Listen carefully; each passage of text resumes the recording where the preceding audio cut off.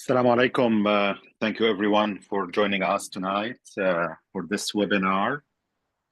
We'll give like a couple minutes for more attendees to join.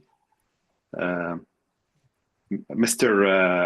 Akeel, do you have do you like to share your screen or?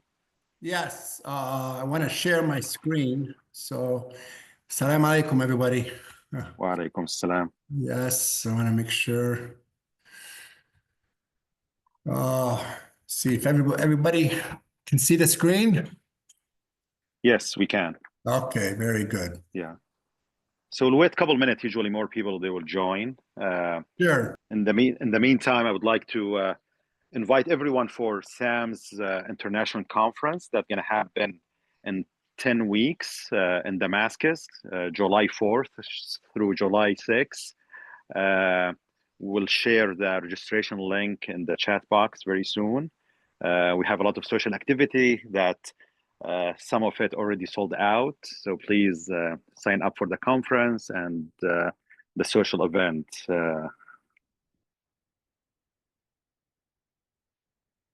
And because, you know, a lot of Syrian fellows, they are planning to join the conference, going into medical mission or vacation to see families after 10 or 14 years of not seeing Syria. Tonight, we have the honor to have Mr. Shereef Akeel. He's one of the nation's leading civil rights and employment attorneys, recognized in Forbes Top 200 lawyer in America 2024, with nearly 30 years of experience. Even he's young, he looks young, he's young, but he has all this experience in law. He has successfully litigated high-profile cases involving workplace discrimination, wrongful convictions, whistleblower protection, and human rights abuses. His work has earned him honors such as top 100 trial lawyer, Michigan Lawyer of the Year, and 20 consecutive years as a super lawyer. He holds a JD degree, an MBA, also his CPA, and brings a unique blend of legal skill, financial insight to every case. Tonight, he's going to tell us about the challenges that we may face at the border, hopefully not. He will tell us also about our right at U.S. border when we come from international trip overseas. Please, Mr. Akeel, you have the mic, and thank you again for joining us tonight. Thank you very much, and it's an honor to be before all of you, and thank you for taking the time. I think this is a very timely subject. I've been practicing law for 28 years, and we've had to go through September 11, and we learned a lot on September 11 and the rights that were infringed. So this is kind of like it could be a round two. So we went through round one, and we learned a lot, and there's a lot of lessons to be learned there. Alhamdulillah, today there's a lot more information and education, and we have a lot more lawyers in the community that are really stepping forward. So I'm just one person. There are many now in the community that are really doing a great job. So I'm just going to kind of give you a brief primer of some of the things to be mindful of, just to know about. You're not going to be a trained lawyer here, but they're just some of the basics that you're aware of. And then after that, we're gonna. Please, anyone mute yourself.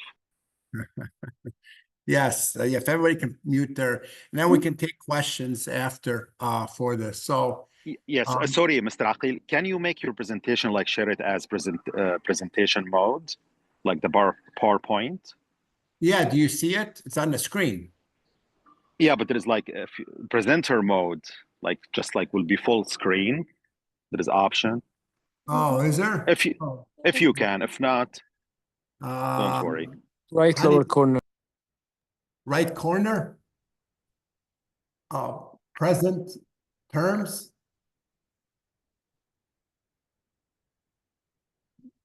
Do you see the screen or no? I mean, we're seeing it Oh, and we, it's readable. yeah, I think it's readable. It's yeah, written in a big letters. Oh, I see here. Someone did an arrow. Okay. yes, Oh, perfect. I see. All right. Now, how do I go to the next one? Oh, okay. Got it. Okay. All right. So you now, what do you see right now? Introduction. Okay. All right. Let me get here. So I'm going to be discussing, I'm going to, through this presentation, I'm going to try to be mindful of the three classification of people, U.S. citizens, permanent residents, and visitors.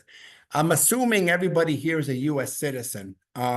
If that's not the case, let me, we can discuss it later, but I still want to address some of this. With Trump's, right now, mindset towards immigration, we have to be mindful. Okay, I see someone here with a green card, so I'm going to try to address that too. So with Trump's steadfast approach here towards immigrants, it's really something that it's of concern. And there's also an issue now. There's an attempt by the president to make a distinction between a naturalized citizen and a U.S. citizen, but that's for another topic. But for right now, I want to focus really on what your rights are at the border. In as far as the overarching rights that you have as a U.S. citizen, the general premise is you have Fourth Amendment protection, and that is to be free from unreasonable search and seizure. A government cannot just intrude, cannot take your belongings, cannot confiscate your personal items without a warrant. That's the general premises. However, the law has developed, and there has been an exception. It's called an exception in some context, but it's called the border search exception. And the border search exception is, yes, you do have Fourth Amendment protection, which is they can't search you without a warrant, but not at the border. At the border, the CBP, the Custom Border and Patrol, they have the right to search your person and your property without a warrant. The court had developed a balancing test, and that is they balanced the rights of the individual versus the rights of national security, and that's what's normally, and so they provided the government more deference, more power as far as being able to let in people into the country under national security interests. So that's the border search exception, and that really people ask what's the extent when you come in the border. And the law is about 100 miles. So even if if you go and you make it through the airport, there is still, if there is suspicion of wrongdoing or something, CBP, the Border Patrol, can search your belongings and your person within 100 miles of the border. People don't really know that. They think, oh, I just made it across the border and that's it, I'm home. No. It's within 100 miles. So that's something to be mindful of as far as the boundary for searches and privacy. Now, it's just some rights that you should be mindful of. As a U.S. citizen, you cannot be denied entry. This is your country. So don't, people get worried that, and they're U.S. citizens, and rightfully so, given all of the rhetoric that's out there, that, hey, can I be denied? No. As a U.S. citizen, you cannot be denied entry. You also have the right to remain silent. Your constitutional rights are not absent where total. I mean, you have the right to not say. I'm going to tell you the practical reasons why you should cooperate, but I'm just telling you what your real rights are, just so you know. You have the right to remain silent. And you have no obligation to unlock your devices. And we're going to get into that a little bit more. What are the practical considerations? So your phone, if it's password protected, you don't have to, okay, to give them your password and give them your give whatever passkey you have to let them in.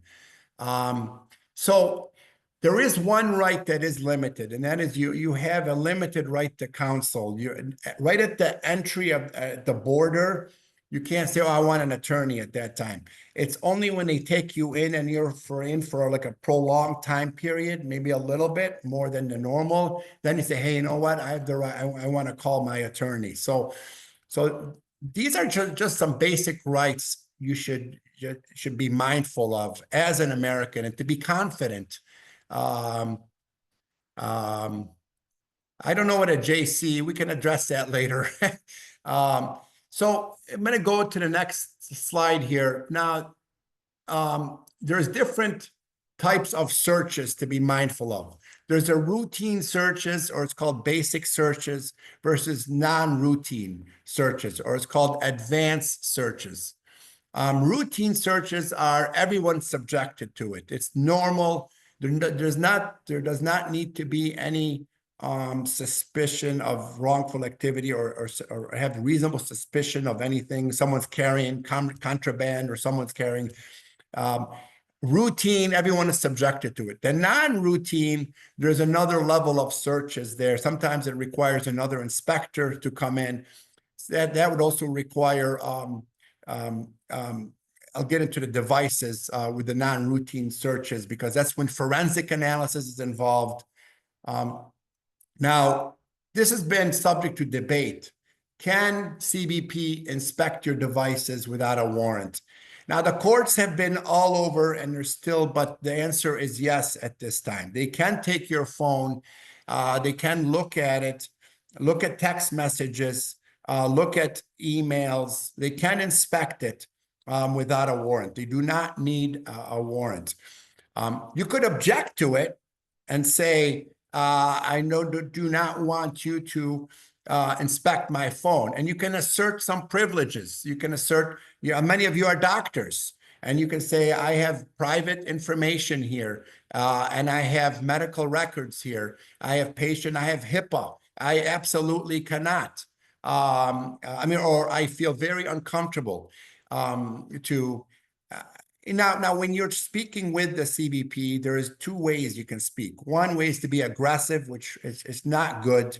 Another way is to be assertive, but polite and respectful. And I recommend the latter. You can get a lot done with honey than vinegar, so to speak. But you can assert it, and you have a reason to. Many of you are doctors, and many of you have HIPAA, private sensitive information on your devices and phones, and you have an obligation to protect your patient's personal information. So this is a right that you can assert. Now, by the way, regarding the inspection of devices and phones, that's not done regularly. That's usually it's a fraction of the population that's subjected to a request for their phone to inspect it, or their computer.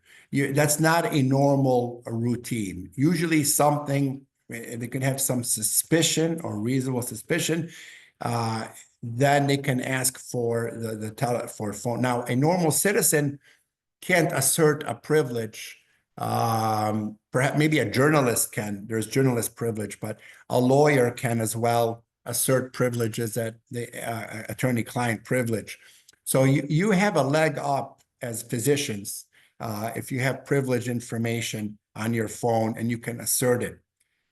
Now, from a practical consideration, if you do assert a privilege, and there's a standstill right now, you're not giving them your password. You are not giving them access to your phone. They can keep the phone. They can keep the phone for 5 days, and then they'd have to get it. They'd have to get a warrant from that. So there is procedures there in place, but I'm kind of telling you what are the limits here, and so you can make that that judgment call. Yeah, some practical tips to be mindful of here is, yes, travel with clean devices, meaning you can have a second phone. Avoid storing sensitive data. I'm just kind of giving you some other considerations here. I'm not saying do it or not. I'm just kind of telling you. Also, another thing, there is a limit by CBP. That's the board. That's the United States. They cannot inspect cloud data. So if your phone is on airplane mode, and the phone cannot, and they cannot access, even if they use forensic data, they cannot. They're limited. They cannot use, because it's not in your person. There is a recognition between physical property and digital, and there's also recognition as what is in your person on your phone and what is in the cloud, which is and CBP cannot inspect that. So practical advice to put your phone also on airplane mode to avoid any access to cloud data. Now, let's say they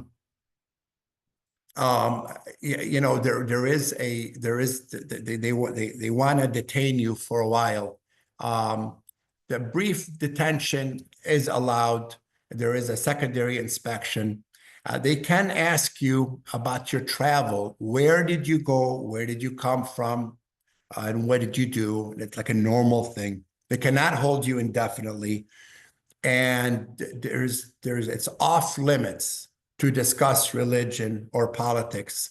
We had a case, this is one of my experiences from September 11, where they were asking Muslim travelers when they come into the country, they had a questionnaire. Do you pray? Do you pray the morning prayer, the Fajr prayer? Because they want to know if you really get up, that means maybe you're a little bit more religious. Maybe there's a proclivity to have some ideology. We challenged that, and we're co-counsel with CARE. We challenged that, and the government ceased and desist. They stopped with that question, with asking these kind of questions. So if they ask you your religion or you ask your preferences, you have no obligation to it. That's your right. You don't have to do that. This is of more particular concern to a certain segment of society. Obviously, minority people, first generation, we're seeing it done to a lot of South American natives, but also Muslims have been really affected by it since not only September 11, but now round 2 with what we're hearing right now, especially with some of the students. So as attorneys in here, we are concerned with profiling of Muslims, and a lot of Muslims, unfortunately, were put on watch lists. That was another case we were involved in. We challenged the watch list, and if you're put on the watch list, when we challenged the watch list, and it went all the way to the United States Supreme Court, and thankfully, of all of the judges, Justice Thomas, they ruled that the due process rights are violated if you're put on a watch list and you're not told. And you should have the opportunity. So I don't know the statuses of people or whatever, but if you're on the watch list, there is right after September 11, there was no due process, and you were basically banned from traveling, or there was always an inconvenience for you, and missing there'd always be inspected be held in delays for 3 or 4 hours and whatever. But now with the Supreme Court ruling that just came down, this is one of the lessons we learned, and one of the things we improved on is there is a due process procedure now. If you're on a watch list, there is a process to have an opportunity to be heard. There are legal advocacy groups out there too, obviously CARE and ACLU. They give advice for travelers when to and practical advice, which is also just additional material in addition to what I'm discussing here. There's sometimes some confusion with folks about the different roles of the government agencies. And I thought it would be important to kind of explain that to you so you guys kind of know what's going on, because you'll hear acronyms and it sounds like alphabet soup, but it really, what does it mean? So you'll hear CBP, you'll hear ICE, and you'll hear TSA. And these are all branches within the Department of Homeland Security. They're all merged under the DHS. And the Border Patrol, the CBP Border Patrol, they're the ones that they man the borders. That's their job. You'll see CBP on their back. That's what they do. They're also found on, if you take a ship, if you take a boat, they're out there too. So they cover the airport borders and the sea the sea line. They're also at the Canada U.S. border. So that's the CBP. ICE, that's the immigration enforcement. They've been getting a lot of news lately. They are the ones that determine the immigration status of folks, and they're the ones that initiate immigration procedures to deport people and what have you. And then TSA, these are the people that look at your passport, and when there's domestic travel security, they look at when you put your bag on the luggage and things of that sort. So I just be mindful of this. So when you know now their roles, it gives you more clarity as far as what their function should be. Now, I kind of addressed that. I wanted to kind of touch base with people who are in different statuses, and I wanted to kind of go over that a little bit. So the permanent residents, they have less rights than an American citizen, as we have seen. We have permanent residents right now. They're being called into question, and they're trying by the Secretary of State. So they can be questioned. They cannot be deported.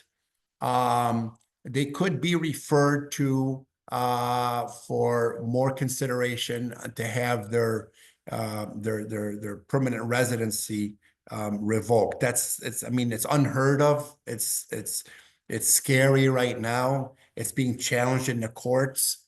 And we're seeing more of that with Mahmoud Khalil.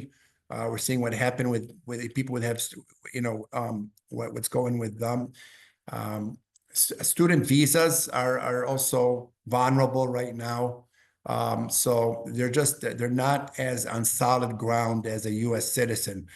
I mean, all of the things I said about you have the right for reentry and your right to remain silent, all of that stuff really applies to just U.S. citizens, and more or less for non-U.S. citizens. If you're a dual citizen, if you have a Syrian passport in America, please use your U.S. passport. It'll solve a lot of problems. It's just a practical consideration. There are some folks that come in as asylum seekers. They're seeking relief because they're being persecuted from the country of their origin. That's another whole set of rights. They don't enter the country like in a normal course.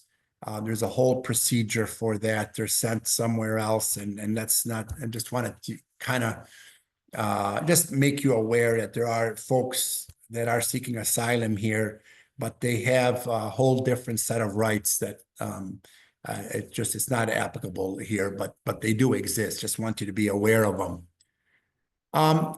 As far as legal recourse, it's important to understand that there are different. I think you should use U.S. passport all the way. Going into, there's a question here. I just missed it. It just popped up. Should we use, can you raise that question again? I can answer it later. There are legal remedies also just to be mindful of in case you are you're facing trouble at the border. One is filing complaints to the DHS. If you're getting a, there's a question, should we use US or Syrian passport to enter and exit Syria? That's a good question. I mean, I think in some countries, if you use the country's passport, suppose Syria, you don't have to pay a visa amount. I know that's the way it is in Egypt, if you use the Egyptian passport. But I don't know right now, when we filed the lawsuit against CBP, and we asked for the records of a specific traveler, we were given a lot of information that is not accessible to everybody. And it's really interesting in the computer. So when you come in, they know what day you came in, where you came from, and what was your purpose. And so they have a whole history of you. When you come in, they have a whole history. So when they put your passport in, everything comes up. It's not like you're a first time. So it is very important to say the truth. Lying to an officer is a separate crime by itself. It's called Section 101 claim or lawsuit. I believe 110 or 101. It's a misrepresenting where you were, or if you don't know the answer, please say you don't know. But you have to be truthful when you're being asked questions, because they have all the data, a lot of it of you already on there. I don't know if their computers speak with the computers overseas, if you have a dual citizenship, and I'm not sure about that. So now the causes of action out there is, let's say you have these 5 stars or 4 stars are still on your boarding pass all the time. And I've seen that in people, or they're always told they're randomly selected for extra scrutiny. You can, and you're a U.S. citizen, you can file you can go to the to the website of DHS and seek, it's called redress. And basically you file an app, you click on a link, you put your information, you tell them, it's all there automated. You tell them how many times you travel, how many times you stopped, you want to know what's going on. They'll give you what's called a redress ticket, and you'll have a number with you. And then maybe I don't know, a couple of months later, they'll send you a letter saying, we have vetted you out, we verified, we can't divulge what it is, we regret any inconvenience, or whatever it is. You have that with you, that redress with you. So if anytime you are stopped anymore, or anytime you go to come into the country and you present your passport, you can also present your redress ticket. Then it's kind of it'll notify the Border Patrol person. Oh, okay, that person's always he's already been vetted. So that's a practical thing to be mindful of if anyone is facing such difficulties. Obviously, there's if things really get bad and your rights are violated, you're detained for an excessive period of time, there's aggressive behavior by the BP, you should not be subjected to any aggressive behavior, obviously not torture, obviously not prolonged time period, because you are a U.S. citizen.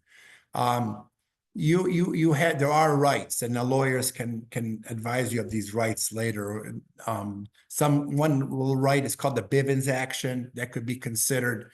A lawsuit could be filed for infringement of free speech and things of that nature. So, but that's just something to be mindful of. There's rights, the litigation with it's called the Bivens. There's partners out there that or CARE and ACLU can help out in this.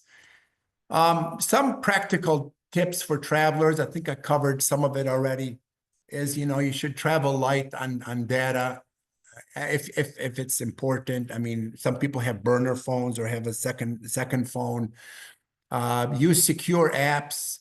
I mean, if you have just your face image to be able to get in, or your fingerprint, I don't know if that's as secure as if you have a long password that's not that, so you don't, because you have the right to remain silent, so you don't have to say anything. Also, back to what I was saying before, you can assert your rights to be respectful, be assertive, but be assertive, don't be aggressive and things. And from a practical situation, I always carry I have a little Constitution book I carry with me. It's a little book you carry. I put it in my pocket here. It's a practical thing there. They know I know my rights. You should also have a emergency contact in case if you're going to be held for a prolonged period of time, just in case. I want to just kind of give you guys I want to go over some hypotheticals and discuss or overview of some of the things, and I'm going to open it up for everybody. If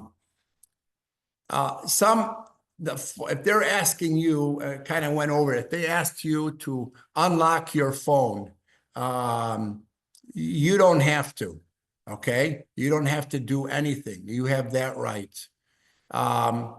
That can lead to you being detained longer. It can lead to also you being, the phone they can keep the phone for 5 days. Now, there's 2 degrees of intrusion regarding the phone.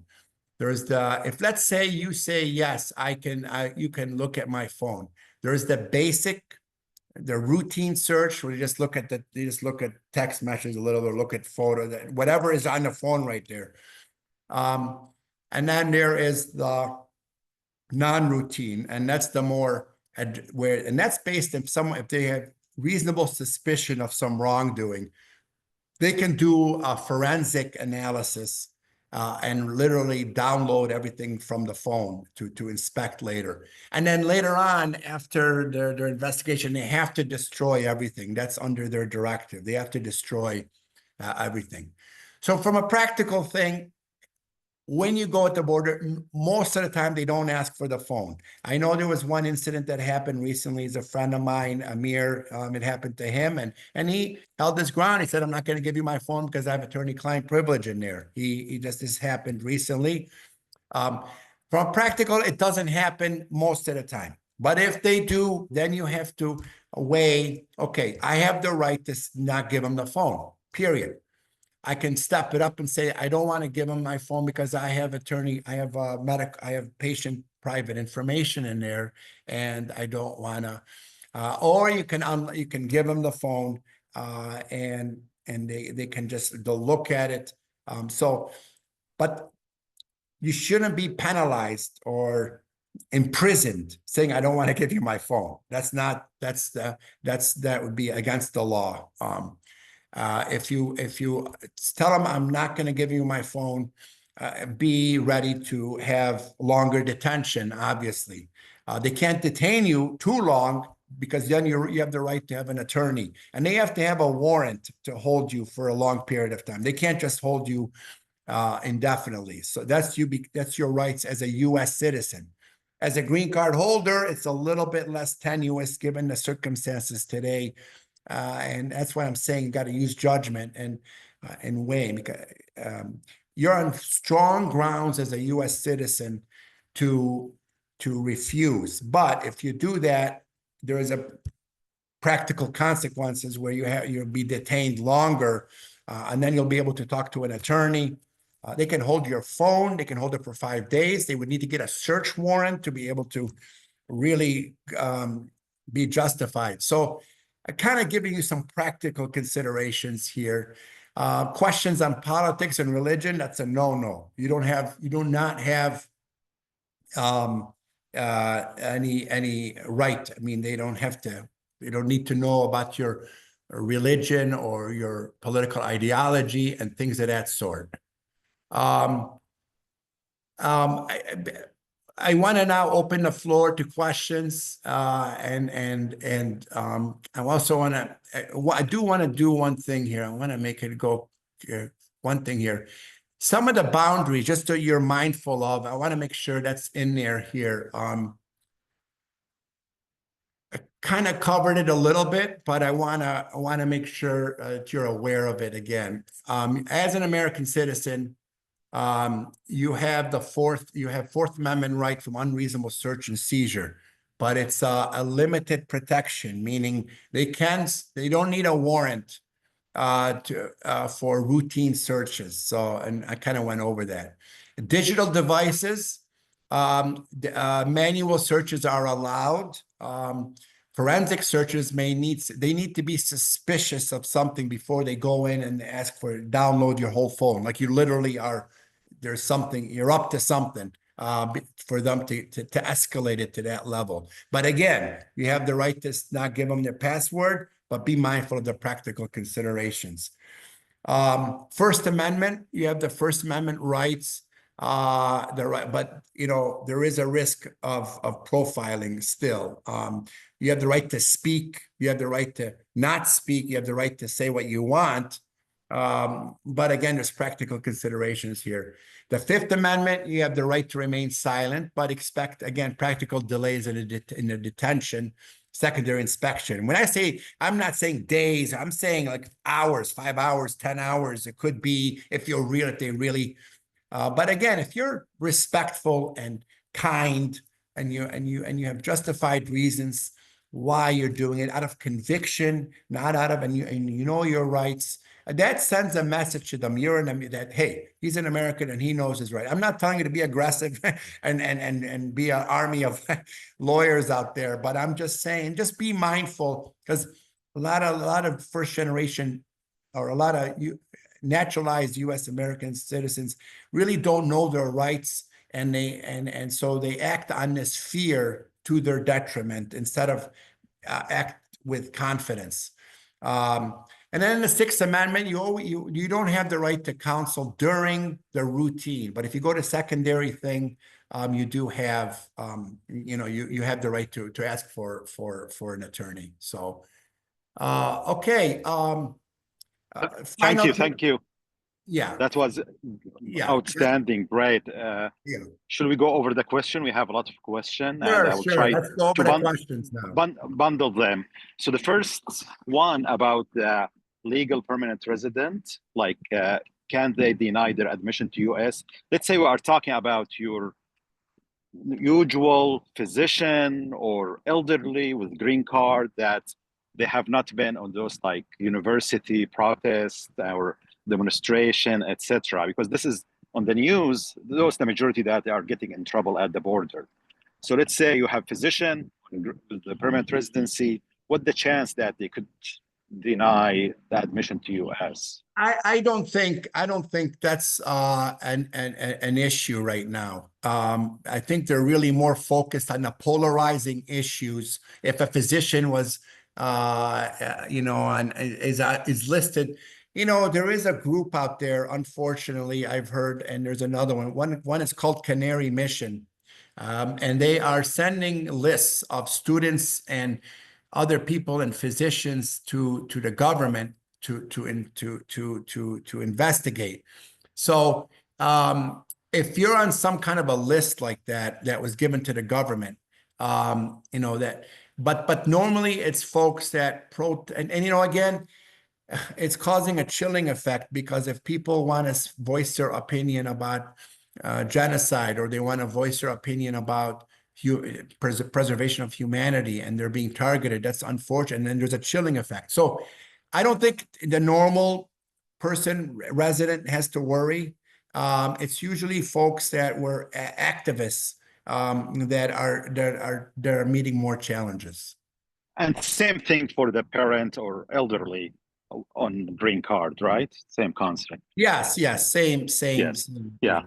So second group of question about global entry, like can we use it? And the other question, there's cases that they've been revoked for people who visited Syria. Any advice? I know Syria was listed on a troubled. There was a new list, tentative list being introduced by the president. There's a orange list, a green, a red. I believe Syria was in a red area, and I understand that concern there. But with you as U.S. citizens, that right, they can't. You have the right for reentry as a green card holder. The people that have been targeted have been the people that have been activists, and they've been experiencing the challenges. I have not heard of a situation where just a regular green card holder, and I know Syria, again, we're going through new, extraordinary times right now, and with the liberation of Syria, and I don't know the temperature of the politics with Rubio and his view towards that. So that really remains to be seen. Okay, thank you. There's a question about recommending to turn the phone to airplane mode. Can they ask us to turn it back to full mode? No, that's the limit. They cannot engage in forensic analysis where it taps into information in the cloud. So the airplane mode is the only way to avoid. That's a practical consideration, and I'm just advising you. But they can keep the phone for 5 days, right? If we insist they can keep it. Yes, they can keep it, and then they have to get special permission for extra days, and extra approval. And again, that's in the fraction of the people that are involved in something or are suspicious, or there's some suspicion of them being involved in something, or in social media post or certain things. More than more. I mean, I'm just kind of giving you the spectrum. Yes, yeah. Yeah, not the rule of thumb, so to speak. Yeah.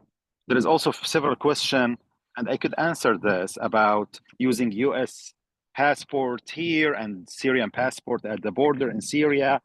You could use the same US passport here and the Syrian border, and you just need evidence of your Syrian nationality, even if it's expired, like passport or ID, and you get into Syria without visa. So I will go with Mr. Akeel and use the same passport, the US passport, here and at the Syrian border, just to get away from trouble. There is a question about, can I check myself in that watch list? Like, if there is a way to do that, to see if my name on that list? Well, back to that practical consideration about the passport, you bring up a good point. When you enter with your US passport, they do enter the numbers and all of this. So if you come back and return to America and they say, where were you? And you say in Syria, and then they may be able to cross-link the number that was entered in Syria, the US passport, with here to say, okay, he's truthful. So that might be, again, I think from practical consideration, using the US passport right now is a safe thing. Regarding, well, I'm sorry, what was your question? The second one? About the watch list. It depends. If you are experiencing difficulties, it's a two-step process. First, you fill out that redress form on the website, DHS, and then you see if that resolves it. Because your only way you're going to know on your watch list if you're being stopped at the border all the time, or you're being told you're randomly select, or you're seeing the 5 stars. There's people who have 4 or 5 stars on their, or you're not getting a border pass printed out, a border ticket, or you're not allowed to. That's when you know you're not on a no-fly list. We can't fly. So there's a if you're in that group, there's a process. You file the redress, and then after that, if that doesn't work, the courts have fashioned a procedure. You can file a petition with the court to force them to give you a hearing. There is a question, can they search our social media on the phone? Like if they unlock the phone with our permission, can they search the social media? Well, that's a good question. I don't know if with airplane mode, if with airplane mode, isn't that cloud-based? Yeah, I mean, you need internet. I think that they're gonna ask to turn it on, like the phone. Otherwise, they will hold it for 5 days. So let's assume it's not on airplane mode to cooperate with the officer. Well, no, but they cannot. This is the law. It's not even cooperative. You can put it on airplane mode. If they tell you take it off airplane mode, that's illegal. They can't do that. I mean, I know we can say that, but yeah, but they have the right to retain the phone for 5 days. They have the right to retain right? the phone for 5 days, yes, and then they have to get special approval and again, this is if they're viewing you with some suspicion of doing something. This is like advanced search here. We're not talking routine search. Routine, most of the people, they don't ask for their phones. Yeah, when you go into the border, they don't, can we see your phone? Can we see your phone? No, it's really a matter of, the simplest way really to avoid all these questions and all these is have a burner phone or have a second phone. And that will resolve all of that. I know people need their phones for their tickets but maybe you can have another phone that's a clean phone, a simple phone that just has very limited things in there. That will resolve all your issues. Okay, thank you. There is a question about the travel ban was proposed, then was put on hold. They're still on work. Are they planning? Again, that's round 2 for us. We challenged a travel ban before, and it was found to be unconstitutional. So again, America is the greatest. One of the things about it is it has the checks and balances, and there is a power struggle right now. And the founding fathers made sure that all 3 branches have equal power. No one is above the other. So the courts are keeping in check what the president does or what the executive branch does. So if there is a travel ban, it's going to be challenged right away, and a court will rule right away it's constitutional or unconstitutional. And so someone can pass something, but it's no good until it's tested by the courts. Okay. Now there is a question: is this like a situation for individual specifically going to Syria or anywhere outside US? These challenges when they get back, like Europe or other Arab countries?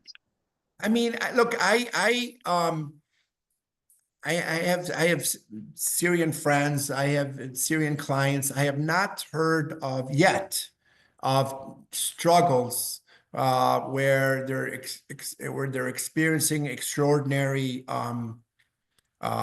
challenges in comparison to another ethnic group. I just hasn't come to fruition. I mean, right now, just if you're an American citizen, doesn't matter where you are, your rights are the same, the ones I described today. Okay. Now there is a question like, and I think you answered that, like if you go to Syria and they ask you, what did you do in Syria? You tell them the truth, like medical mission or attend conference for SAMS, whatever you done, right? Yeah. Yes, I saw family, I did medical mission, and and that's it. Hopefully, it's so important to be truthful. about this, to be just candid and they because they have all the information about you, by the way. I tell you, everything they know about Yes. you is in their Yes. computer. Yes. That's the first visa They to know, apply for. they know, they know. When was the last time you were there? Be careful. Don't say last. If you don't know for sure, don't think you have to like know, like you have to answer. We have to appease and answer to their liking with a question, with an answer. I don't know, sir. I can't remember within the last 3 or 4 years or something like that. It's better than to say, because some people try to like show that they know, but it's unnecessary. It's just, if you do know, say it. But if you don't know, you can you can be, you can say it in a general range. And just answer the question. No more, Yes. no less. Just Yes. don't volunteer for extra. So I have a couple of questions around the same topic. The first one, if you have permanent residency through asylum from spouse asylum, is it recommended to go to Syria? And the second one, if you got your citizenship through political asylum, is it also recommended to go back to Syria? Well, these are two good questions. The genesis or the foundation of or the reason why you are granted asylum status is because you are fearing persecution in your land, in your country of origin. So if you do go back, will they say, hey, you don't fear that anymore? So they're going to revoke the status.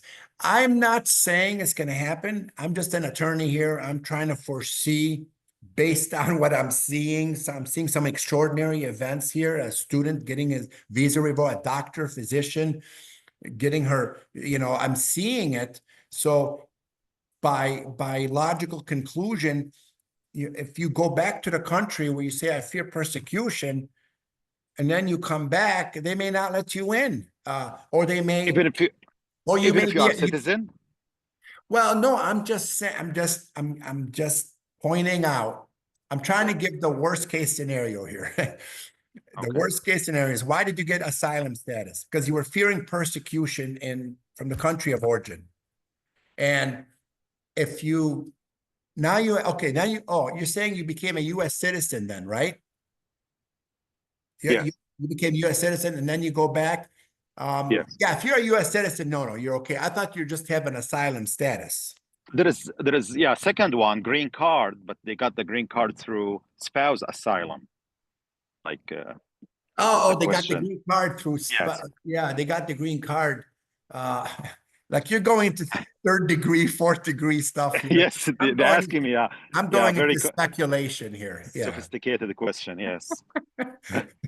No, but uncertainty. We're in a state of uncertainty right now, and the normal answer would be there would be no problem. But I'm kind of hesitant because of what's going on, and just I don't want to give someone extra degree of confidence where we really don't know where we're heading. So Exactly, and we don't want to scare people. Just right.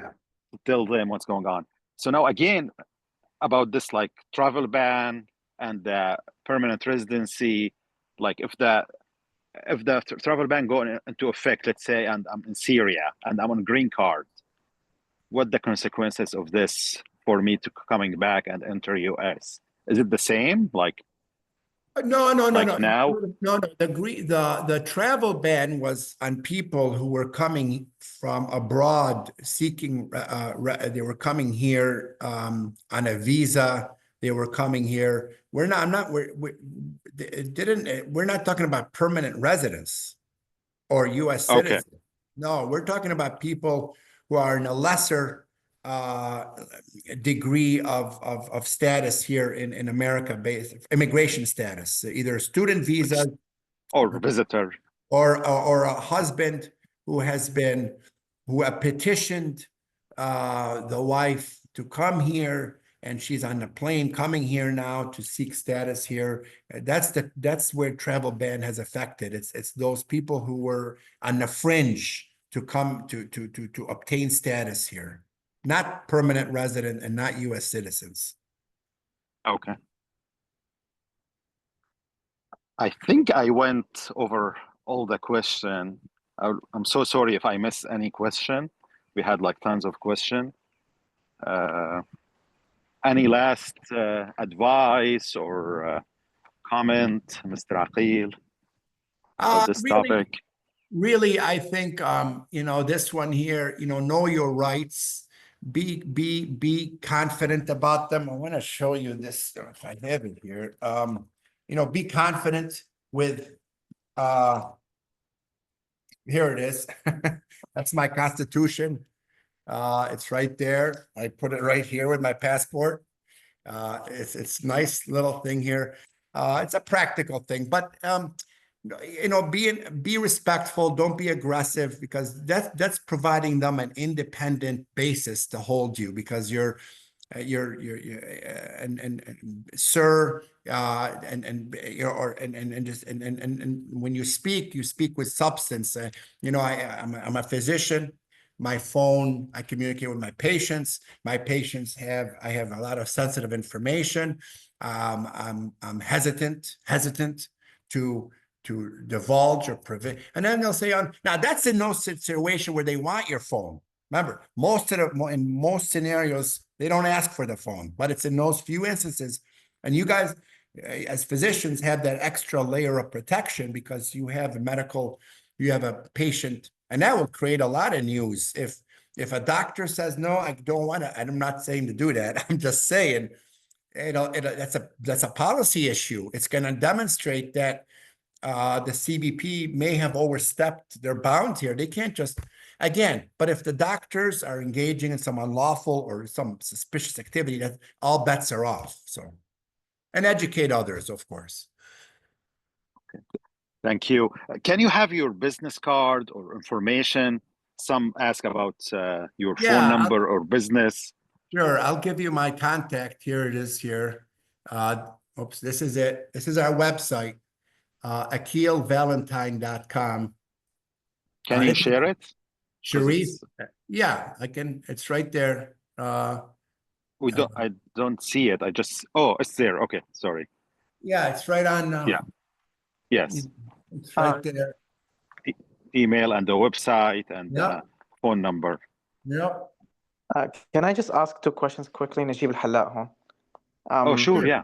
If you have, like, if I take, two phones with me, one is the burner phone, and they ask me for my phone, can I just give them the burner phone and not give them my actual phone? Or do they search you? You know what? If they ask you, do you have another phone, and you say no, that's a problem. But that's a good question. I'm seeing some people can come with 4 phones.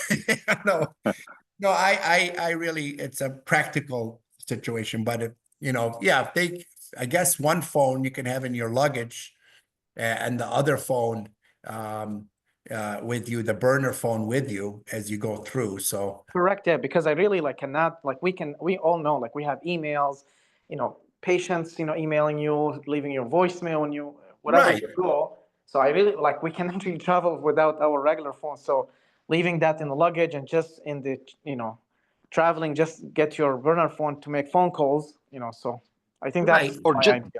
Or just delete all of these, especially like WhatsApp or social media. They are already on cloud, so you could download them afterward. And you could use your phone. Yep. Yeah, that's a practical way too. Yes. Yeah. Can I ask, do you think global entry is worth signing up for? I do. I was thinking of doing, I have the pre-check, the preset, and the clear, but global, again, anything that demonstrates an extra layer of vetting, because the Border Patrol people, they have to manage the outflow and inflow of people, and there's all these lines, and they have to figure out who's good and who's bad, who's danger. So if you have these extra layer of vetting controls already in place, global entry, you know, you get in more, it's easier. So, because it demonstrates to the border, it's all practical common sense to the border person. He's trying to determine, by the way, just so you know, in Michigan, I don't know if everybody here is in Michigan, I'm not sure, but there's regular meetings with the Arab community, and this border patrol, and so to address any problems and to ensure that if there are problems, it won't happen again. So there is kind of a good working relationship in the Metro Detroit airport area. They see an influx of a lot of air. So if you're planning things, it doesn't hurt to consider a hub where border patrol agents are familiar with the Arab culture, so to speak. And so in comparison to you land in Louisiana or something. Okay, yeah. Yeah, actually, the attendees from all over the country, some Yeah. from Michigan. But you scared me when you said I'm from Michigan, like within 100 miles, they could search your bags. Like all of us live within 100 miles of the border in Michigan. I understand. But if they view someone as a real international terrorist or security threat, that's what the courts have laid out. No, I know we're all within that time. Yeah. But it can't be a sheriff doing it. It has, if the CBP, they can, but they really would have to have justifiable grounds. Okay. I think the last question, we'll end the session with it. Do you foresee challenges in naturalizing citizenship in the future? Or have you been hearing any issue? Yeah, you know, again, there's a policy right now to it's anti-immigration. Last week, there was a nice ceremony of 25 new naturalized citizens, so that's still going. It's really speculative for me at this time to tell you one way or another. Okay. Thank you so much, Mr. Akeel. That was a very informative session. Thank you. Thank you, everyone, for attending this webinar, and we'll meet with you in May, the 4th Thursday of May at 8 o'clock with another webinar. Thank you so much and have a good night. Thank you. Thank you. Thank you for having me. Absolutely. Thank you. جزاكم الله خيرا.